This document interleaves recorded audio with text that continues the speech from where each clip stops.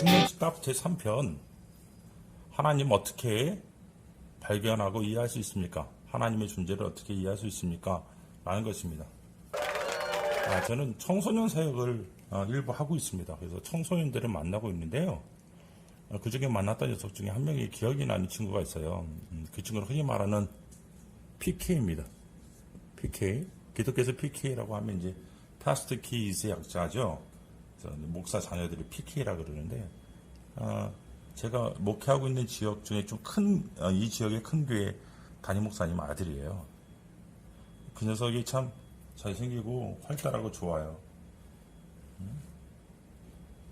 이제 그 친구하고 얘기할 기회가 있었는데, 그 친구가 어느 날 이제 페이스북 메신저 페메로 연락이 왔어요. 페메로. 목사님 하나님이 있는 거 어떻게 알아요? 나 너무 충격적인 게 두 가지 물어보는 거예요. 하나님이 계신 거, 하나님의 존재 어떻게 알아요? 안 믿어진다는 거예요. 자기가 목사 아들이지만 이게 안 믿어진다는 거예요. 안 믿어지는 거 어떡하냐는 거죠. 안 믿어지니까 예배 나오는 것도 힘들고 다 싫다는 거죠. 아버지가 목사라서 하는 거라는 거예요. 마음이 좀 안 좋았어요. 저도 딸이 있으니까요. 두 번째는 하나님이 계시다는 거 오케이. 거기까지 뭐 어떻게 믿어보겠다 이거예요. 근데 그게 오늘날 이 기독교의 하나님, 기독교가 말하는 기독교의 하나님과 그 전 우주를 만드신 하나님과 어떻게 같다고 얘기할 수 있느냐? 이 두 가지 질문을 하는 거죠. 저는요, 너무너무 고마운 거예요. 이런 질문을 해줄 수 있어서 너무너무 고마운 거예요. 많은 사람들이 이런 질문을 하지 않아요. 그냥 교회 공동체에 들어오면 마치 하나님 계시는 거 아는 것처럼 고민하지 않죠. 이 친구는 좋은 고민을 하고 있어서요. 저는 이런 고민이 선하다고 믿어요. 믿음 없다 이렇게 얘기해서는 안 됩니다. 답을 해줘야 되고 같이 고민을 해야 되죠. 자, 이런 것들을 자꾸 해결하려고 하는데 이게 쉽지 않으니까 목사들이나 강사들이 하는 짓이 있어요. 뭐냐면 성령체험이죠, 성령체험. 제가 이 단어에 동의하지 않아요. 방언하는 게 성령체험입니까? 아니잖아요. 방언이나 뭐 이런 것들을 통해서 경험하게 하는 거죠. 눈물 쏟고 뭐 기도하다가 뭔가 이렇게 뭐 진동이 느끼고, 그쵸? 뜨거움이 느끼고 눈물이 나고 혀가 꼬여서 방언이 되는 것. 이게 나쁘다는 게 아니에요. 폄하의 생각은 전혀 없습니다. 전혀 없어요. 근데 이걸 통해서 자기가 통제할 수 없는 무엇인가가 경험되어지니까 하나님이 계시구나 이렇게 경험하는 방법으로 사용하는 경우도 있어요. 이걸 많이 하죠. 근데 이거는 경험이라는 것은요, 한계가 있죠. 경험이라는 게 한계가 있어요. 그래서 경험을 통해서 경험이 지식을 가져가다 주는 중요한 통로일 수는 있지만 그것만이 올바른 지식으로 갖는 방법은 아니거든요. 자, 그러면 우리가 질문을 다시 해봅시다. 하나님이 계신 거 어떻게 알 수 있습니까? 신자나 신자가 아닌 사람들 다 마찬가지죠. 신자나 신자가 아닌 사람들이 하나님이 계신 거 어떻게 알 수 있습니까? 정답은요, 불가해성의 원리예요. 네?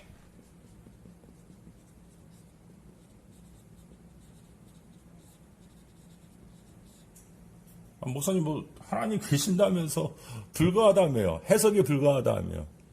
제가 존재가 불가하다고 그러지 않았어요. 해석이 잘 안 되는 거예요. 이해가 잘 안 되는 영역이 있다는 거예요. 그 당연한 거 아니겠어요? 우리는 육체가 있습니다. 첫 번째, 우리는 육체가 있고요. 하나님은 영이에요. 존재 양식이 다르다고요. 이분은 스피릿, 영이란 말이에요. 여러분, 이 물질적인 존재보다 이 비물질적인 존재가요, 훨씬 더 차원이 높아요. 차원이 높다는 말이 이해가 되십니까? 여기는 물질적인 존재는 1차원, 2차원, 3차원의 가치잖아요. 비물질적인 존재는 그렇지 않아요. 시간을 넘어서서 훨씬 더 많은 차원의 존재를 가질 수 있죠. 더 높은 존재예요. 고차원적인 존재입니다. 더 고차원적인 존재가 더 도덕적이다, 자기 통제적이다, 이런 얘기 하는 건 아니에요. 그건 아닌데, 하나님은 적어도 육체보다 더 높은 존재이기 때문에 육체가 사물을 깨닫는 방식, 오감을 통해서 하나님 알 수는 없어요. 이해가 되시죠? 육체가 우리가 사물을 인식하는 방식이요. 생각해 보세요. 우리가 사물을 인식하는 방식은 우리에게 주어진 감각을 통해서 아는 거예요. 1차적으로 우리는 감각을 통해서, 오감이죠. 오감을 통해서 외부적 존재를 인식합니다. 그게 우리 일반적인 방식이에요. 이 기초적인 지식을 근거로, 우리는 사유, 생각을 통해서 확장하죠. 이게 기본이에요. 이게 기본이에요. 그죠? 이 기본을 기초로 사유하는 거예요. 이게 기본이 되지 않는데 사유를 한다면 이건 항상 무너지기 쉽죠. 무너지기 쉬워요. 근데 하나님은 기본적으로 감각의 영역이 아니잖아요. 감각의 영역이 아니기 때문에 우리가 하나님을 파악하는 데는 정말 한계가 있어요. 그리고 감각의 영역, 이것뿐만 아니라 이런 것도 우리가 기억해 볼 필요가 있죠. 하나님은요, 기독교의 하나님은 천지 만물을 만드신 창조주예요. 크리에이터라고요. 천지 만물을 만든 크리에이터입니다. 제가 이 영상을 찍고 나서요, 영상 편집을 하는데도 쉽지 않더라고요. 크리에이터가 되는 게 쉽지 않은 거예요. 지식과 능력, 경험 이런 것들이 필요한 거죠. 자, 쉽게 얘기해 보십시다. 초등학교 1학년 아이가 산수를 풀어요. 근데 대학원생도 아니야. 교수님이야. 수학 박사야. 수학 박사예요. 이분이 문제를 푸는 걸 얘가 이해를 할 수 있겠습니까? 이해할 수가 없죠. 무슨 말인지도 모를 거예요. 대충 이런 말 무슨 말인지도 모를 거예요. 근데 수학 박사 입장에서는 이 아이의 문제는 어떻습니까? 너무 쉽죠. 그리고 얼마나 중요한지 잘 알고 있습니다. 차원이 낮은 지식과 경험이란 면에서 레벨이 낮은 존재가 레벨이 한참 높은 존재의 지식과 경험 이해할 수 없다는 거예요. 그래서 기독교의 하나님은요, 이런 면에서 이해할 수 없습니다. 자, 고린도전서 1장에 가면 아주 성경은 우리에게 재밌는 얘기를 해주고 있어요. 사람의 지혜로서는 하나님의 지혜를 알지 못한다. 사람의 지혜, 소피아죠. 소피아. 이 소피아가 지혜예요. 지혜. 필라소피, 이게 무슨 말이에요? 소피가 아까 지혜라 그랬죠. 필라가 뭡니까? 러브예요. 지혜를 사랑하는 게 철학이거든요. 철학. 자, 로마와 같은 이 사람들은 철학을 사랑하는 사람이에요. 사도 바울이 뭐라고 얘기하냐면 인간의 지혜로서는 하나님의 지혜를 알 수 없다. 한계가 있다는 거죠. 차원이 다른 거예요. 그래서 하나님이 인간에게 알게 하기 위하여 전도에 미련한 것, 영어로는 이제 preaching of foolishness 이렇게 얘기하는데, 어리석음이라는 방식의 설교라는 방식의 어리석음, fullness of preaching이 맞겠네요. fullness of preaching. 이렇게 한다, 이렇게 얘기를 합니다. 이건 지금 우리가 다르지 않겠어요.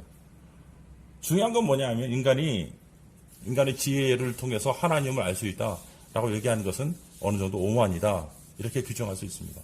그러므로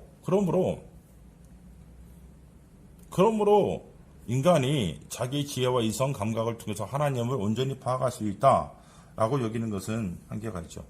자, 요즘 들어서는 TM 명상이라든지 혹시 이걸 들어본지 모르겠어요.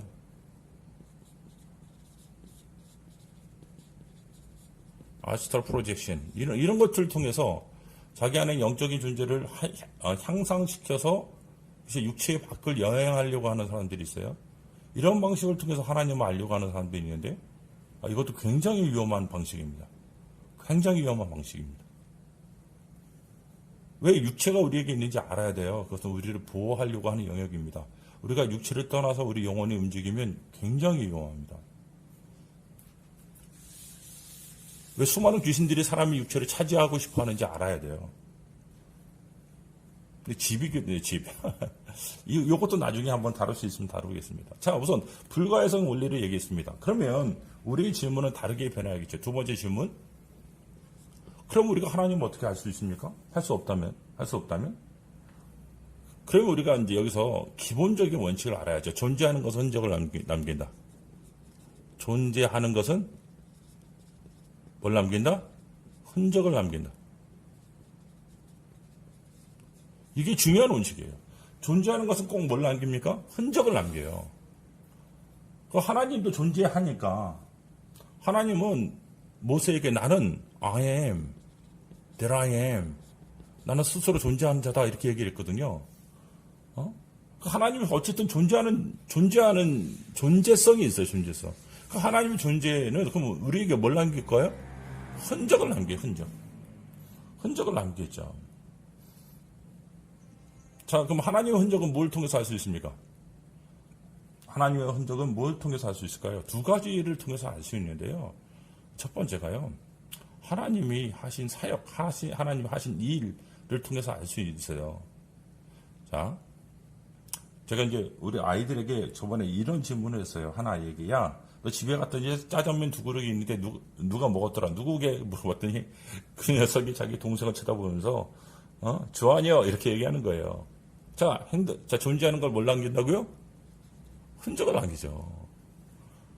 존재하는 것이 뭘 움직이고 뭘 하며 흔적을 남겨요. 그럼 하나님은요. 하나님이라는 존재는 무엇을 했느냐? 성경에는 하나님은 천지를 뭐 하셨어요? 창조하신 분이 창조자예요. 크리에이터죠. 크리에이터예요. 하나님 창조자였어요. 구속자. 그래서 하나님은 천지 만물 창조를 통해서 알 수 있습니다. 이렇게 얘기합니다. 목사님, 만물이 진화한 거라는데요? 여기서 이제 우리가 오늘에는 뭐 진화론, 창조론 여기에 대한 얘기를 하려고 하는 건 아닌데요. 자, 우선 분명하고 만물, 우리는 자연이라는 단어를 쓰지 않습니다. 자연은 스스로 존재하는 거니까 우리는 그렇게 쓰지 않아요. 만물은 두 가지를 하죠. 우리가 흔히 얘기하는 하나님이 창조하셨다는 창조론이 있고요. 그 다음에 뭐가 있죠? 진화를 했다라는 진화론이 있습니다. 자, 이 두 가지 차이가 뭐예요? 이렇게 물어보면요. 사람들이 창조론은 하나님이 만들었다는 거고요. 진화론은 진화했다는 거예요. 이렇게 얘기합니다. 뭐 그것도 틀리지 않지만, 자, 창조론은 대진화, 대진화를 부정하는 거고, 소진화 인정합니다. 소진화. 여기는 대진화를 인정합니다. 이 차이예요. 대진화라는 게 뭐냐? 종에서 종으로 넘어간다는 거예요. 이게 대진화예요. 종 안에서 목 이런 거 변하는 것은요 소진화입니다. 기독교는 소진화 인정해요. 한 종 안에서 다양한 발전이 있었다는 거 기독교 인정해요. 기독교가 인정하지 않는 것은 종과 종으로 넘어가는 변화입니다. 진화론은요 코아세르베리트 같은 작은 단세포, 이 단세포로부터 해서 자 생물들이 이렇게 옛날에 우리 성부 시간에 배워가지고 여기 종으로 이렇게 변화한다는 거예요. 뭐가 있어요? 링크가 있어요. 링크. 종과 종으로 넘어가는 그 무엇인가가 있어요. 또 우리는 그걸 인정하지 않겠다는 거예요. 그걸 인정하지 않는다는 거예요. 만약에 자 간단한 겁니다. 그 쟁점은 간단해요. 연속적으로 많은 중간 단계가 존재한다면 뭐가 맞아요? 그렇죠. 진화론이 맞아요. 자, 두 종으로 나눠지기 여기가 있어요. 이게 요 종 A라는 종과 B종 B 있고 요런 부분이 있다고 하십니다. 이게 많아야 돼요, 적어야 돼요? 많아야 되죠. 그래야지 이쪽으로 넘어갈 거 아니에요. 그럼 이게 화석으로 많이 남아야 될 거 아니에요. 흔적이 있어야지, 흔적. 있어요, 없어요? 없어요. 이런 것들이 너무 없어요. 그러니까 진화론자들도 이런 부분이 발견되지 않으니까 그러니까 그들이 걱정하고 심지어는 진화론 자체에서도 자기들의 한계를 인정하는 거 아닙니까? 자, 진화론의 또 하나의 전제는요, 우리가 잘 아셔야 될 게, 자, 단순한 게 뭐로 발전한다? 복잡한 것으로 변화한다는 정의를 갖고 있죠. 단순한 게 복잡한 거로 변화했을 거 아니에요. 그게 진화 아니겠어요? 근데 우리가 아는 단세포, 단백질 구조, 단백질 같은 구조, 복잡해요? 복잡하지 않아요? 복잡해요. 그리고 정말 작은 세포 하나에도 이미 뭐가 있냐면요. 완결성이 있어요. 구조적 완결성. 대체할 수 없는 구조적 완결성이 있다는 거예요. 그래서 이 단순한 것에서 복잡한 것으로 전환되었다는 이 말이요. 자, DNA를 연구하는 사람들, 그리고 세포 세계를 연구하는 사람들에게는 이해가 되지 않은 영역이에요. 자, 우리는 작은 세포 안에서도 인간이 파악할 수 없는 지혜들을 발견합니다. 인간들이 파악할 수 없는 지혜를 발견하는 거죠. 누가 그렇게 만들었을까? 누가 했을까? 아니, 진화했다며요. 그게 아니란 사실을 우리는 믿습니다. 그래서 우리는요, 만물의 존재 방식에서, 만물의 존재에서 뭘 발견하냐면, 하나님의, 자, 능력을 발견합니다. 야, 이분이 이렇게 놀라운 분이구나. 능력을 발견하는 거죠. 여기에 대해서 얘기하고 싶은 게 너무 많아요. 여기까지 우선 얘기하십시다. 자, 또 한 가지, 하나님이 자기 흔적이 있는 거 우리가 어떻게 할 수 있을까요? 자, 인간의 내부입니다. 인간의 내부. 두 번째가 인간의 내면입니다. 자, 인간이라 그랬어요. 인간은 뭐하고 달라요? 동물하고 다르겠죠. 동물. 침팬치, 뭐 이런 거 다르죠. 이게 안 다르다고 얘기해서 나온 게 뭐예요? 혹성탈출이라는 유명한, 혹성탈출, 이런 유명한 그 영화 아닙니까? 인간과 동물이 이 유인원이 결코 다르지 않다. 이런 거죠. 그렇죠? 자, 근데요, 인간이 동물, 침팬지도 언어가 있어요. 언어가 있어요, 언어. 언어를 갖고 있다고요. 대단하지 않습니까? 인간만 갖고 있는 게 아니에요. 근데 인간이 동물하고 다른 가장 중요한 거, 쭉 여러 가지 얘기할 수 있죠. 근데 정말 다른 게 한 가지가 있습니다. 그게 뭔지 아십니까? 딥러닝 아니에요. 딥러닝 아닙니다. 뭐냐면,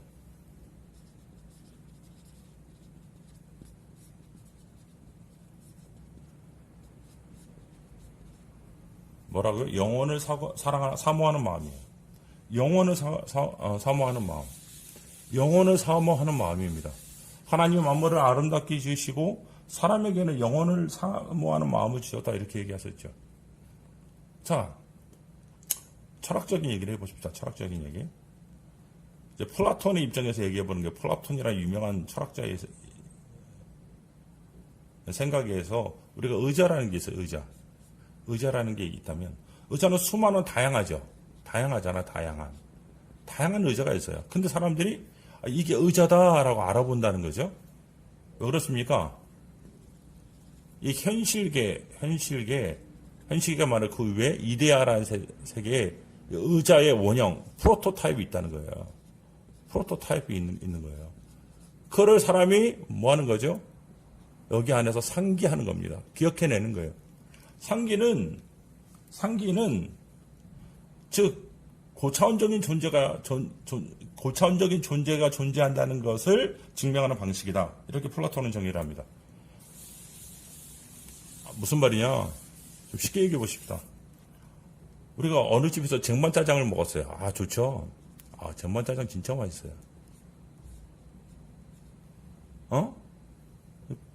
근데 제가 이민 갔어요. 미국으로. 이민 가서 사는데 쟁반짜장이 너무 많이 먹어요. 미국이에요. 미국 한인타운에도 이거 안 파네. 아, 내 생일에서 이 쟁반짜장 먹고 싶은데. 자, 쟁반짜장 사모하는 마음이 있어요. 왜요? 그 언젠가 내가 한국에서 이거 먹어본 적이 있거든요. 그 우리가 이 지금 현시기에 살고 있는데, 우리가 여기 현시기에 살고 있는데, 우리는 영혼을 사모하는 마음이 있죠. 영혼? 이터너티? 시간과 공간을 넘어서는 걸 사모하는 마음이 왜 있을까요? 그 인간 안 해요. 인간은 영원한 부분이 있어요. 영혼입니다. 그렇죠? 자, 여러분 봐요. 이 육체라는 것은 영원하지 않죠. 영원하지 않은 것 안에 영원한 것이 있어요. 참 재밌어요. 영원하지 않은 육체에 영원한 무엇인가가 있단 말이에요. 그럼 이 육체가 영원하지 않은 게 영원한 것을 만들었어요? 논리적으로 말이 돼야 안 돼요. 자, 육체의 탄생을 통해서 영혼이 만들어졌냐고요? 아니에요. 왜냐하면 불완전한 것이 완전한 것을 만들 수 없어요. 그러므로 영혼은 주어진 거다. 그럼 영혼이 주어졌다면 시간과 공간을 초월하는 이 영혼이 존재한다면, 그리고 이것이 존재되었다면 이것은요 더 큰 영혼, 더 큰 존재에서 나왔다고 보는 게 맞아요.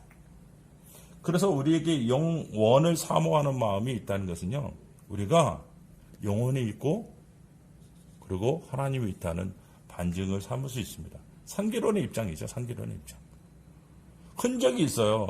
존재하는 것들은 분명히 그가 움직일 때 흔적을 남깁니다. 믿지 않는 사람, 믿는 사람 다 상관없이 하나님의 존재를 이런 방식으로 조금씩 알 수 있지만, 이것도 하나님의 능력과 하나님의 신성, 로마서 1장의 입장이에요. 1장에 이 10절부터 쭉 읽어보세요. 18절부터 읽어봐야 되나? 네. 하나님의 능력과 신성이 만물에 있어요. 만물. 핑계하지 못하겠다. 사도 바울이 이렇게 얘기하잖아요. 그죠? 이렇게 얘기하잖아요.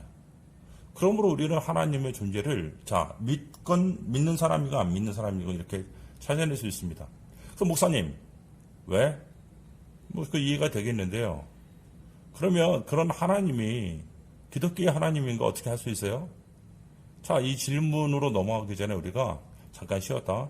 다음에 만물을 만드신 하나님이 기독교가 말하는 그 하나님이라고 어떻게 얘기할 수 있는가? 이 얘기를 다음 시간에 한 번 더 다루겠습니다. 그럼 감사합니다.